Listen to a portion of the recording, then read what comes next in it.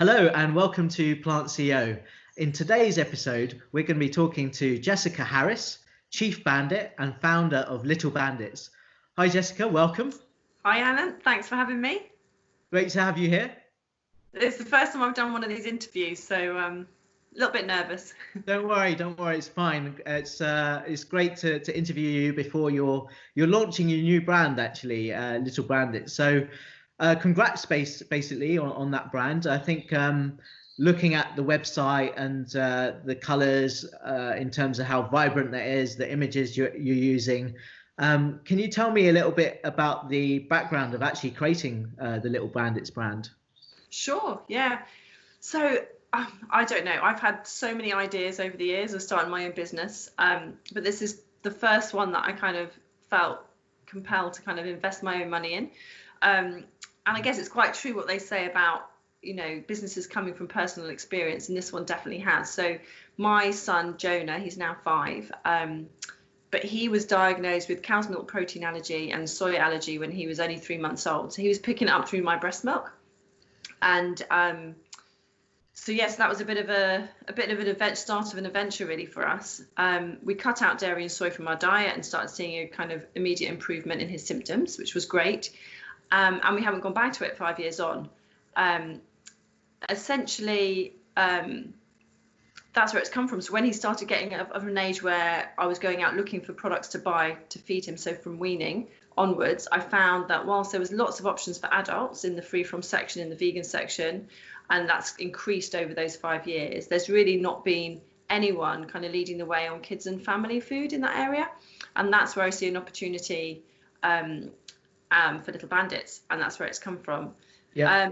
So when you found the allergy when he was 3 months, did you stop consuming yourself at a certain point, or yes. Was it when he was straight away? Straight away. So we got a call. We were in France. I remember it very vividly. So my partner's French, and we'd gone over there to introduce Jonah to his grandparents.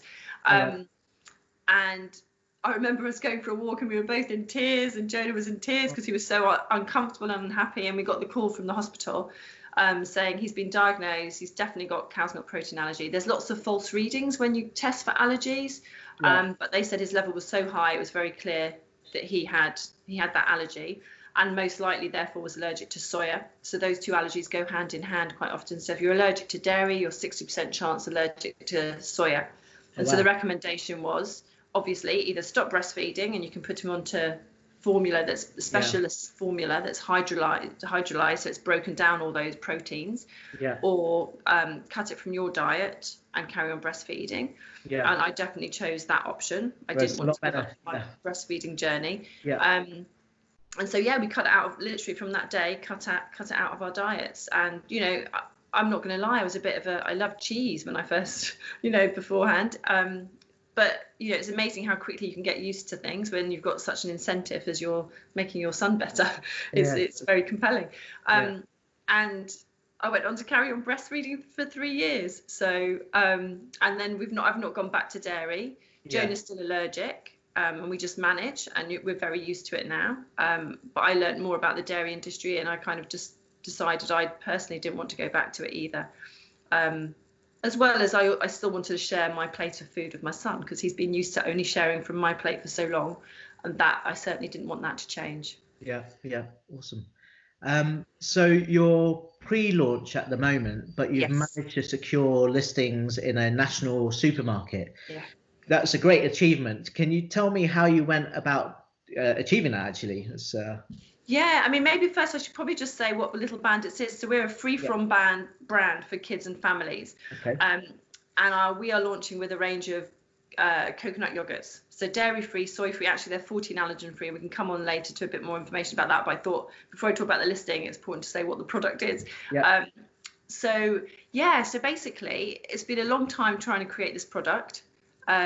Getting the right product, getting the right taste, the flavor and texture. And it was really important to me to get something that tasted as good for kids who have dairy as for kids that don't or can't have dairy, like Jonah, because I could see a time. Jonah knows he's different. He's known he's different from very early on. So when we go to birthday parties, he knows he can't have the birthday cake, and he can't often have some of the things that are a birthday party has, and we bring along supplements. So I always do my planning and make sure we bring along similar things that the other kids are eating. So he's always known he's different, and that's fine. But I started to see a time where actually I felt he was going to start feeling excluded. And that's really kind of what's driven this. It's very much about being an inclusive brand. So the branding is about being fun and just a child-friendly brand. It's not a purpose-driven brand in the same way that obviously it's been a very purpose-driven mission for me. And I think that's really helped actually in getting access to some of the retailers. Because what we're seeing is, and everyone, I'm sure a lot of your viewers will know, we're seeing a big growth in plant-based diets, a big growth in vegan, more flexitarian diets. So whilst this has come from a place of allergies, it's certainly not where I see the brand going, and I want it to be an inclusive brand for all families. So that definitely helped, having some really strong branding behind it and strong messaging around that. Essentially, so once I got my brand formulated and the recipes formulated how I wanted, and I did some taste testings, and they were got really good, strong feedback. I started sending samples out to some of the big supermarkets, and it's been a really positive response. So I basically had very good conversations with 3 of the top 4 supermarkets before launching. So I think it's been the reason why I think I've succeeded in getting this listing is strong brand. It's hitting the market at the right time, and I think that's important to kind of point out. And it tastes really good, yeah. If I do say so myself. So I think it's that combination of things. And the supermarket in question were also keen, that they said some of their customers have started requesting this type of product. So everything just came together at the same time, and that's a really positive thing. Yeah, and a lot of hard work. And thinking about, you mentioned about the taste tests that you've had. What are some of the kids that have tried the products and the parents saying about the taste of the? Yeah, so I started off doing small tastings, like locally, and I did blind tastings. So I had my direct competitor alongside, and 100% chose mine. So the kids were saying very clearly that was the flavor, the taste profile that they were preferring, which is obviously a massive tick for me. The parents like it because it's low sugar, which is a really important one. So the category has, on a whole, and I'm talking dairy here, has got such high sugar levels. There was a study done a couple of years ago, and they looked at over 101 kids yogurts, and only 2 were low sugar. And I think, I think about how I grew up, and I was often given yogurt as a dessert after dinner. It was a really easy one to give, right?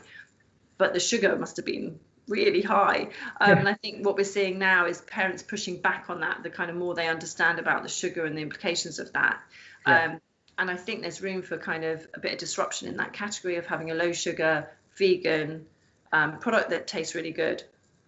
And you're using natural sugar instead of processed? Yeah, so it's basically just the natural sugar from fruit, but it's also coming in at low sugar, so under 5 grams per 100 grams. Okay. And compare, how many grams would they have with other products which are high in sugar? How does it compare? So if you're looking at kind of the kids' dairy counterparts, you're looking at ours being about 50% less sugar. That's yeah. Which is a lot, is a lot. Really good, and so the taste test was really important to me, because it was like, our kids going to like this, right? Because it's certainly not what they're going to be used to. And I'd say the kids that had been used to having fudge yogurt or chocolate, the really, really sweet ones, weren't so keen, to be fair. But the younger children were loving it, and they were, they couldn't get enough of it. So I think I would like to see the brand being one that kids grow up with. Like I grew, I've got favorite brands from when I was growing up, and it's those ones that you kind of want. I see it as a brand that kids can grow up with. And talking about I guess now the ingredients and the vitamins that you're adding into the ingredients, can you talk about that as well? Yeah, sure. So in terms of the ingredients, it's really, I would say it's quite clean. There's kind of 5 main ingredients. So you've got your coconut milk, which is the main, so it's a coconut-based yogurt. You've got the fruit, so the fruit mix and the fruit puree that goes with them. We've got starches and some natural flavouring, and then the vitamins that are going into it. So the vitamins, on the vitamin side, it's a source of vitamin B12, vitamin D, calcium, obviously, and iodine. So we're actually going to be the first to market with iodine. Yeah, that's great. Yeah. And they're basically, because those are the kind of key vitamins that children would get if they were having dairy, primarily. And so what's became very clear as I was going through my kind of research with communities of parents, but also with the retailers, was that they wanted something that wasn't going to compromise on the nutrition that their children were going to get. So it had to be as close to dairy in that way as possible. And particularly those who are going on a journey around allergies, you know, the nutritionist's advice and the dietitian's advice would be get calcium fortified products, because it's really important that your children are getting those kind of vitamins. And vitamin D helps absorption of calcium, so that's also why that's in there. And then iodine is an interesting one, because again, it's a vitamin that's quite hard to be finding if you're cutting out dairy and fish from your diets, and there's not necessarily that many products that are fortified with iodine. Obviously we have iodized salt and other things like that, but I felt for this product, which is a yogurt, it would be good to get as close to nutritionally as possible to the dairy counterparts. Yeah. And we're using natural seaweed for that. Okay. Yeah. Now, seaweed in big volumes is dangerous because it has so much iodine. So it's a very, very small amount in there, but it gives us a percentage. I think it's, check my things. Yeah, it's giving us about 15% of your recommended intake. Okay. It'd be great to also see more plant-based milk companies include iodine, actually, which not all of them do. So it's an important one to look out for. Definitely. Yeah. And thinking about the allergen side, so here in the UK, obviously the Food Standard Agency has a list, I think, of about 14 allergies that you need to put quite clearly on your labeling now, and I think they have some targets also to reach bigger areas from next year. But can you talk about the main allergens that you see that cause problems for most people? Yeah, so from that 14, the list of the 14 that you refer to, the really common ones are dairy is actually the most common, particularly in children under 5. It's got a really high prevalence rate. Why do you think it's so common? It's interesting. I don't know, and there's definitely mixed feelings, because the rate of allergens is increasing, of children being allergic, and they're not quite sure why. Partly it's probably the way that food is processed in this country, potentially. In other places it might be stuff that they put into some of the products. So I guess antibiotics in some countries, I don't think that's allowed here. And then other environmental factors. So they're not really sure why it's on the, and obviously we're better at detecting them. That's another reason why the numbers are going up, but it's not entirely clear. I would say, so some of the common ones, as I said, so milk's the most common one. Nuts is obviously, you've got tree nuts and peanuts, so 2 different nut groups that can cause very severe allergies. Eggs, crustaceans, sesame seeds, celery, these are all kind of ones that are quite common. And of course there are allergies that go outside of that group of 14, but they're less common. Yeah. And allergies can either be IgE or non-IgE. IgE is the severe immediate reaction once you eat something, and you're more likely to be the anaphylactic type of allergen. And in the non-IgE, which Jonah has, it's a delayed reaction, and it's your immune system saying something's not right here. And what you'll find with that is the reaction can happen anytime within 72 hours of eating something and just last longer, but the symptoms are less severe. And then what you'll find is also, so what was important to me when I was looking about why I'm producing it with the coconut, for example, what you'll find, and what I was finding when we started this journey, was looking on the back of everything, and if it didn't have milk in it, and there were some strange things that have milk in, let me tell you, that I didn't know had milk in, was you'd find soya as the replacement, because the protein is so similar. But that's also why children are 60% chance allergic to soya if they're allergic to dairy, because the protein makeup is so similar. But what I was finding at the beginning was everything had soya in it, which we couldn't eat. And so very important to me was, because they go hand in hand, developing a product and a range that will always be dairy and soy free. To make that, again, you know, our purpose is all about making life easier for families. And that was certainly a challenge that I had at the beginning. Is there an ability to create an offering that might be for direct to consumer for your products potentially? Yeah, absolutely. So we've been really, we found a great partner manufacturer who can achieve us a long shelf life. We're going through our shelf life testing at the moment, but it's looking really good.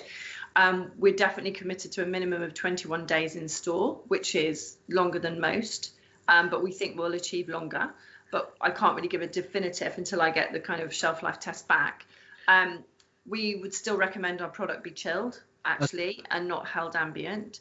But yes, we're hoping that if we can get 28 plus days on it, then we can definitely look at a direct consumer offering. And that's what we're doing at the moment, because I'm aware 150 stores nationwide is amazing, but that still doesn't cover the country. And what I know is a real barrier for so many families that need this product is being able to access it. If you're living in some parts of Scotland or some parts, you know, anywhere in the country, you're not always going to have this supermarket that I'm talking about right on your doorstep. Right. And also 150 stores will only be the big superstores at this stage. And I've got a database of 600 people.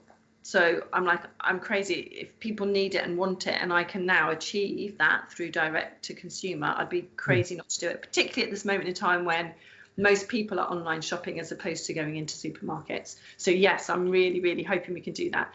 And I might well be looking for a partner at some point in that as well, to again, sort of extend that reach, but we're exploring it. So it's a work in progress. And thinking about your target audience, and it'd be great to know a little bit who you would envision would be the buyers of your product, but also how you plan to build awareness of your brand with that audience. Yeah, so I guess, you know, this came from a place of allergies. So I see the kind of allergy families as the ones who've got the real immediate need. And so I kind of see them as my early adopters. And I hope that, you know, I'm pretty confident that they're going to try my product and be the first people to buy it. And they'll be the people that are already on my database. So definitely they're kind of my number one audience, I suppose.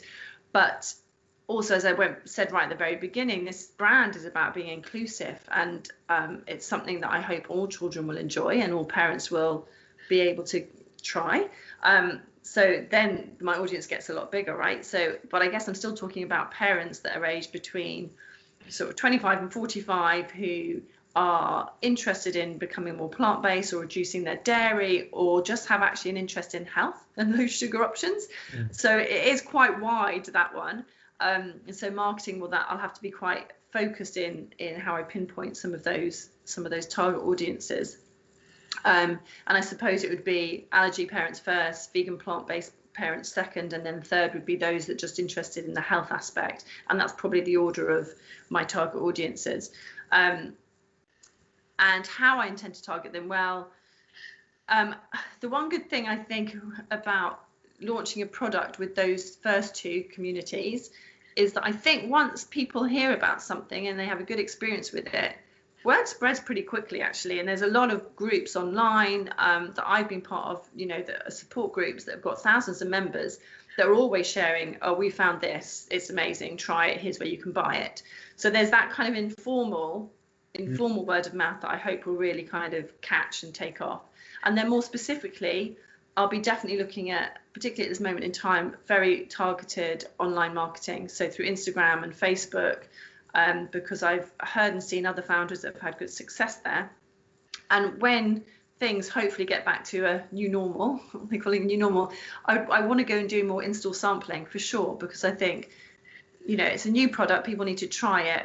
I get that. That's going to get me a bigger conversion rate, and then hopefully get people repeat purchasing because they like the taste.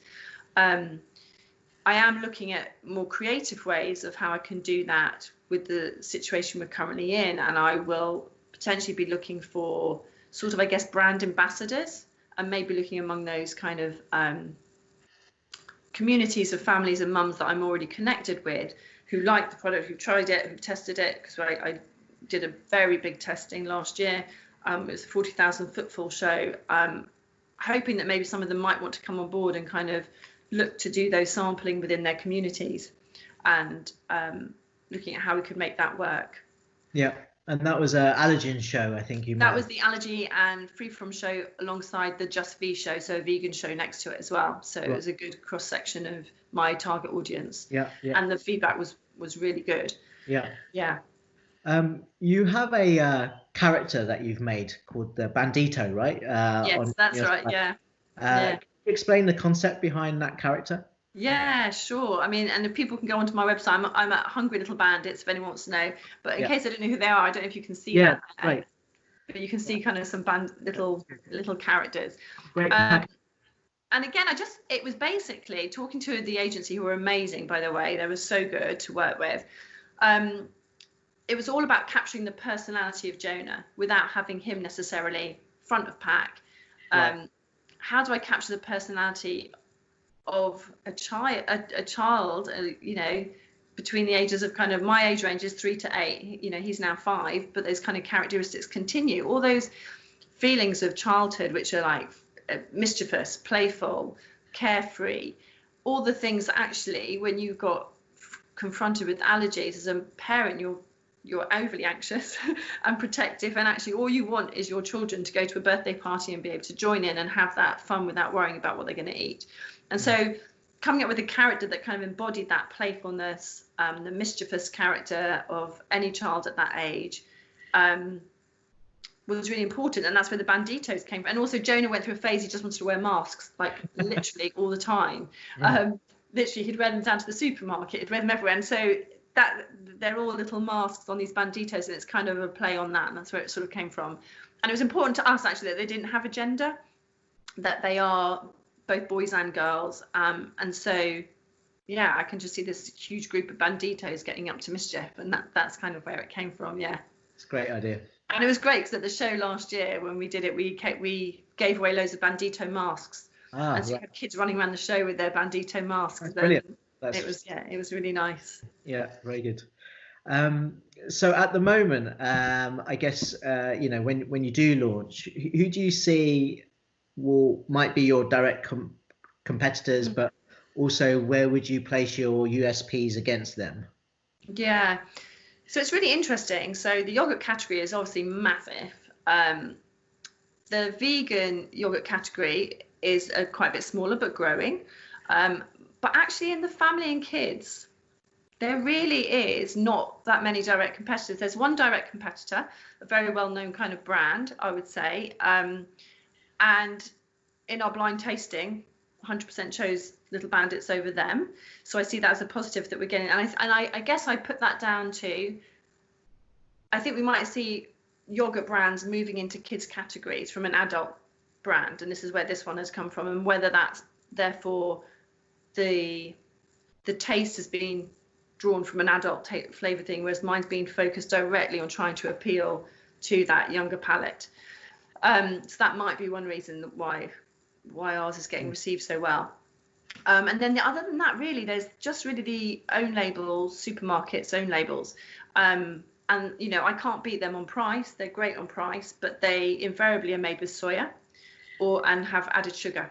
And so that's definitely was very important to me not to do the sugar, because if I want to appeal to the wider audience, and actually, you know, with Jonah, when I started looking at all the free from stuff, there's quite a lot there of the adults, but actually it's just not healthy.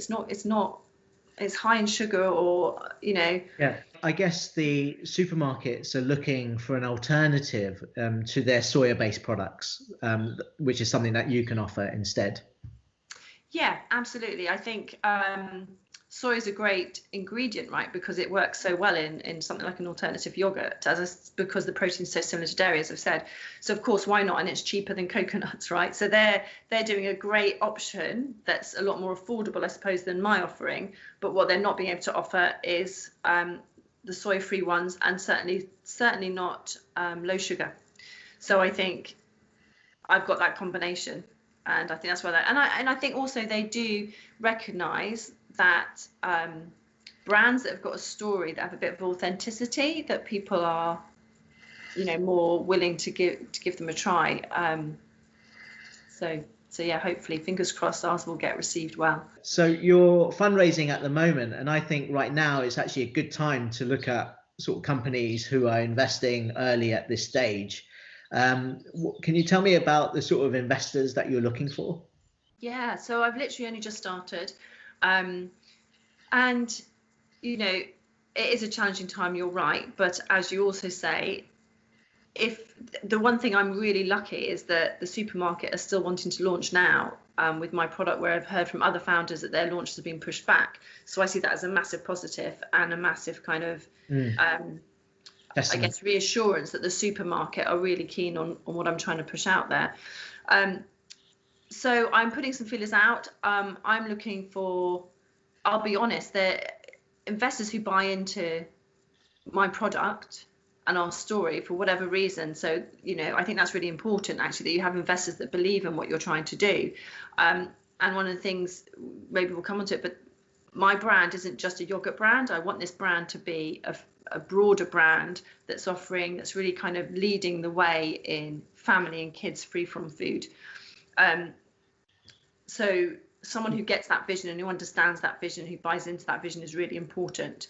And that could be because they're coming from a personal place where actually they believe in plant-based food, or actually where their child's experienced allergies and they think that there should be more choice out there for children. Because I think that's what it comes down to. I don't believe that there shouldn't be a choice. Everyone should have a choice about when they go to the supermarket, they've got a choice of products that they want to buy. And that's where it's coming from. So I guess people who really believe in that. And then, of course, I'm looking for people, if they've got experience in the sector, that they could bring to the table. That's also going to be hugely attractive. I'm a sole founder. I have got a brilliant, the makings of a brilliant team around me. So someone has come on board who's just been phenomenal and has got lots of experience of launching her own free-from brand. So that's been brilliant. And a few other people as well. So it's getting people that can really help propel and grow the business for me as well, and that I can learn from and get advice from, definitely. So it's both people who believe in the brand and people who also can help me grow the brand. Right. Okay. And you spoke about other sort of product lines. What do you think, what sort of direction could you go into in that front? I've got lots of ideas that I'll probably keep a little bit close to my chest at the moment. But essentially, as I said, the reason I chose yogurt in the beginning was because the allergy community, unprompted, said very, very loudly, we find it hard to find yogurts for our kids. So it's like, boom, okay, that's clear. That's what you need. I certainly would find that useful. I was using adult yogurts and decanting my own fruit in, and that was lots of waste. So trying to come up with, I guess, for me, products that will make life easier for families. Essentially, that's our purpose. So you'll see lots of snacks and fruit leathers out there, which of course Jonah can have, and that's amazing, and children with allergies can have. But actually, what about the things that are going to make life easier? So for me, a yogurt after dinner, that's a really practical, good option to be coming up with that doesn't really exist much at the moment. So I think if you think along those lines of like key items that we kind of take for granted that we might have in or put in a kid's lunchbox, that actually when you are trying to be plant-based or you have allergies, you can't do. So it's going to be much more along those lines. I'm being quite secretive, aren't I? But it's fine. So when you're, just looking at your background actually before you created this company, what sort of career were you in before?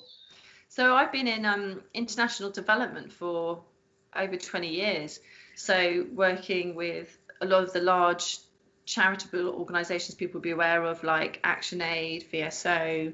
And then I was a director of my last charity. I was a director of their kind of investment and strategy arm, and I was kind of sitting on the senior management team and leading a team of 30 plus, a global team of 30 plus with income about doubled over my tenure, so up to 9 million.